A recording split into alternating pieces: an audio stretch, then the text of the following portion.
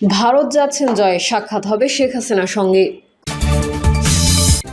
নির্বাচন বিলম্বিত হলে অস্থিরতা বাড়বে বলছেন আমির খসরু। অন্তর্বর্তী সরকারের উদ্দেশ্য কি জানালেন পরিকল্পনা উপদেষ্টা। সারা বিশ্ব ভারতীয় সেনাবাহিনীর প্রশংসা করছে বললেন অমিত শাহ। এবং সর্বশেষ জানাবো চিকিৎসার জন্য সিঙ্গাপুর গেলেন মির্জা আব্বাস। এতক্ষণ শুনছিলেন সংবাদ শিরোনাম, এবারে বিস্তারিত। তবে তার আগে অনুরোধ থাকবে আমাদের চ্যানেলটি সাবস্ক্রাইব করে বেল আইকনটি ক্লিক করুন। ভারত যাচ্ছেন জয়, সাক্ষাৎ হবে শেখ হাসিনার সঙ্গে। সাবেক প্রধানমন্ত্রী শেখ হাসিনা ও তার ছেলে সজীব ওয়াজেদ জয়ের মধ্যে শিগগিরই সাক্ষাৎ হতে পারে। সংশ্লিষ্ট সূত্রের বরাতে ভারতের গণমাধ্যম নিউজ 18 জানিয়েছে, শিগগিরই ভারত সফরে যাচ্ছেন সজীব ওয়াজেদ জয়। শেখ হাসিনার দেশ ত্যাগের পর এটিই হবে মা ছেলের প্রথম সরাসরি সাক্ষাৎ। এই সফরে মায়ের সঙ্গে নয়াদিল্লিতে সাক্ষাৎ ছাড়াও কলকাতা যাওয়ার সম্ভাবনাও রয়েছে তার। কলকাতায় বাংলাদেশ উপ হাইকমিশনের প্রেস সচিব তারিক চয়নও এক ফেসবুক পোস্টে এই তথ্য জানান। আওয়ামী লীগের নির্বাসিত নেতাদের মধ্যে জয়ের এই সম্ভাব্য সফর নিয়ে উৎসাহ উদ্দীপনা লক্ষ্য করা যাচ্ছে। তার ভারত সফরের প্রেক্ষাপট এমন এক সময় যখন বাংলাদেশের অন্তর্বর্তীকালীন সরকার আনুষ্ঠানিকভাবে আওয়ামী লীগকে নিষিদ্ধ ঘোষণা করেছে। গত 12ই মে নির্বাচন কমিশন আওয়ামী লীগের নিবন্ধন বাতিল করে, যা দলটিকে আগামী জাতীয় নির্বাচনে অংশগ্রহণের সব পথ বন্ধ করে দেয়। একজন সাবেক আওয়ামী লীগ মন্ত্রী নিউজ 18কে বলেন, আমরা আশা করছি জয় শেখ হাসিনার সঙ্গে সাক্ষাৎ করবেন এবং নির্বাসিত নেতাদের সঙ্গে আলোচনা করবেন। সরকার যেভাবে আওয়ামী লীগকে নিষিদ্ধ করেছে তা সম্পূর্ণ অনৈতিক। এটি আগামী নির্বাচনে দলটিকে প্রতিযোগিতার বাইরে রাখতে নেওয়া কৌশলের অংশ। নির্বাচন বিলম্বিত হলে অস্থিরতা বাড়বে বলছেন আমির খসরু। বিএনপির স্থায়ী কমিটির সদস্য আমির খসরু মাহমুদ চৌধুরী বলেছেন, নির্বাচন যত বিলম্বিত হচ্ছে দেশকে তত বেশি অস্থিরতার দিকে ঠেলে দেওয়া হচ্ছে। জাতি এখন এক গভীর শঙ্কার মধ্যে রয়েছে। বাংলাদেশ এখন এক অনিশ্চিত অবস্থার মধ্যে আছে। দেশ কোথায় যাচ্ছে কেউ জানে না। সবাই মিলে স্বৈরাচারকে বিদায় করেছে। এরপর গণতান্ত্রিক প্রক্রিয়ায় দেশ পরিচালনার যে প্রত্যাশা ছিল তা হয়নি। আমির খসরু বলেন, সরকার এমনভাবে কাজ করছে যেন তারা একটি নির্বাচিত সরকার, অথচ এটি একটি অন্তর্বর্তী সরকার। তাদের দায়িত্ব ছিল একটি সুষ্ঠু ও অংশগ্রহণমূলক নির্বাচন আয়োজন করে ক্ষমতা নির্বাচিত সরকারের কাছে হস্তান্তর করা।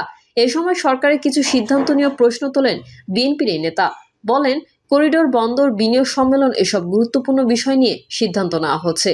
প্রশ্ন হলো, এই সরকারের এসব সিদ্ধান্ত নেওয়ার বৈধতা কোথায়?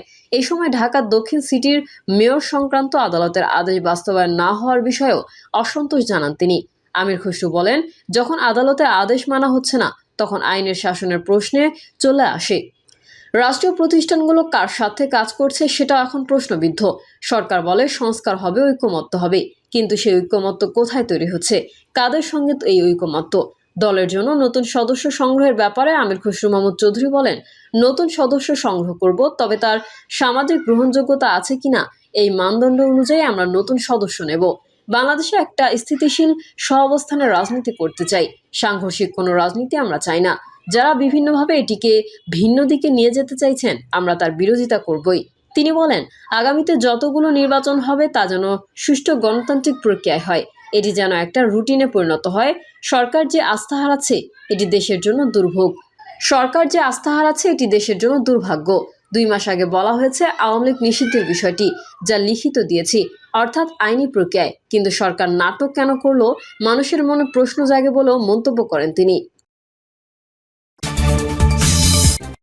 অন্তর্বর্তী সরকারের উদ্দেশ্য কি জানালেন পরিকল্পনা উপদেষ্টা। দেশের রাজনীতির মাঠে থেকে শুরু করে বিভিন্ন শ্রেণী পেশার মানুষের বর্তমান অন্তর্বর্তী সরকারের উদ্দেশ্য নিয়ে নানা সন্দেহ ও প্রশ্নের মুখে বিষয়টি খোলাসা করেছেন পরিকল্পনা উপদেষ্টা ডক্টর ওয়াহিদুদ্দিন মাহমুদ। তিনি জানান, অন্তর্বর্তী সরকার 2টি উদ্দেশ্য নিয়ে কাজ করছে।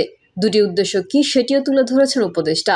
রোববার জাতীয় অর্থনৈতিক পরিষদের বৈঠক শেষে ব্রিফিংয়ে সাংবাদিকদের কাছে প্রশ্ন রেখে পরিকল্পনা উপদেষ্টা বলেন, বর্তমান অন্তর্বর্তী সরকারের উদ্দেশ্য নিয়ে অনেকেই অনেক কথা বলেন, কিন্তু আমি মনে করি আমাদের উদ্দেশ্য 2টি। এক হলো একটি সুশাসিত গণতান্ত্রিক ব্যবস্থায় ফিরে যেতে একটা ভালো নির্বাচন দেওয়া, এবং 2 হলো সুশাসন নিশ্চিত করতে কিছু প্রাতিষ্ঠানিক সংস্কার করা। আমরা সেগুলো করছি। তাহলে আমাদের কাছে কেন এত দাবি? তিনি বলেন, বিভিন্ন গোষ্ঠী ও শত শত সংগঠন তাদের বঞ্চনা দূর করতে আমাদের কাছে আন্দোলন করছে। এত বছরের বঞ্চনা আমরা এই অল্প সময়ে কিভাবে দূর করব? এসব চাপের কারণে তো আমরা সংস্কার নিয়ে ভাবতে ও সুস্থভাবে চিন্তা করতে পারছি না। সবাই তো বলে গণতান্ত্রিক সরকার অনেক বেশি সংবেদনশীল। তাহলে সেই সরকার আসলে তখন তো দাবিগুলো পূরণ করতে পারে। এক প্রশ্নের জবাবে উপদেষ্টা ওয়াহিদ উদ্দিন বলেন, আগামী অর্থবছরে এডিপি যাতে শুরু থেকে বাস্তবায়ন করা যায় সেটি নিয়ে এনইসিতে আলোচনা হয়েছে, সেই প্রচেষ্টা থাকবে। সারা বিশ্ব ভারতীয় সেনাবাহিনীর প্রশংসা করছে, বলছেন অমিত শাহ। সারা বিশ্ব ভারতীয় সেনাবাহিনীর প্রশংসা করছে বলে মন্তব্য করেছেন ভারতের কেন্দ্রীয় স্বরাষ্ট্রমন্ত্রী অমিত শাহ। তার দাবি, স্বাধীনতার পর এই প্রথমবারই ভারতের সশস্ত্র বাহিনী পাকিস্তানের ভেতরে 100 কিলোমিটার পর্যন্ত অভিযান চালিয়ে জবাব দিয়েছে। এমনকি অপারেশন সিন্দুর নামে চালানো এই অভিযানে প্রায় 100 সন্ত্রাসীকে হত্যা করা হয়েছে বলেও দাবি করেছেন তিনি। ভারতীয় বার্তা সংস্থা পিটিআই এর বরাত দিয়ে শনিবার রাতে এক প্রতিবেদনে এই তথ্য জানিয়েছেন সংবাদ মাধ্যম এনডিটিভি। সংবাদ মাধ্যমটি বলছে, শনিবার ভারতের পশ্চিমাঞ্চলীয় রাজ্য গুজরাটের গান্ধীনগরের কোলাভাডা গ্রামে এক জনসভায় বক্তব্য রাখেন অমিত শাহ। সেখানেই তিনি এসব কথা বলেন। অমিত শাহ দাবি করেন, পাকিস্তান ভিত্তিক সন্ত্রাসীদের দমন করতে ভারতীয় সেনাবাহিনী কেবল তাদের ঘাঁটি গুঁড়িয়ে দেয়নি, বরং 15টি সামরিক স্থাপনা ধ্বংস করেছে, যার ফলে পাকিস্তান বিমান বাহিনীর পাল্টা জবাব দেওয়ার ক্ষমতাও কমে গেছে।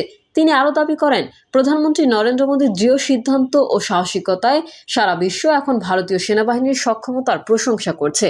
অমিত শাহ জানান, প্রধানমন্ত্রী মোদী দেশের নারীদের সম্মান জানিয়ে এই অভিযানের নাম দিয়েছেন অপারেশন সিন্দুর। এই অপারেশন মূলত পেহেলগামের হামলার জবাব। গত 22 এপ্রিল পেহেলগামে নিরীহ 26 জন ভারতীয় নাগরিককে নির্মমভাবে হত্যা করে বন্দুকধারীরা। অমিত শাহ বলেন, আজ ভারতের বার্তা স্পষ্ট, আমাদের নাগরিকদের লক্ষ্যবস্তু করলে আমরা দ্বিগুণ শক্তিতে জবাব দেব।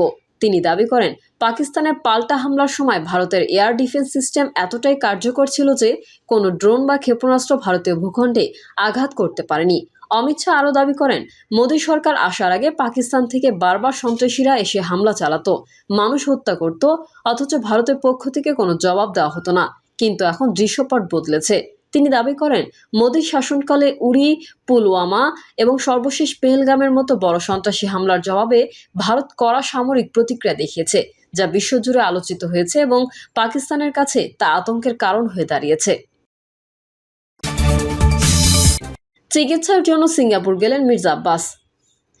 চিকিৎসার জন্য সিঙ্গাপুর গেছেন বিএনপির স্থায়ী কমিটির সদস্য মির্জা আব্বাস। রোববার হজরত শাহজালাল আন্তর্জাতিক বিমানবন্দর থেকে একটি ফ্লাইটে ঢাকা ত্যাগ করেন তিনি।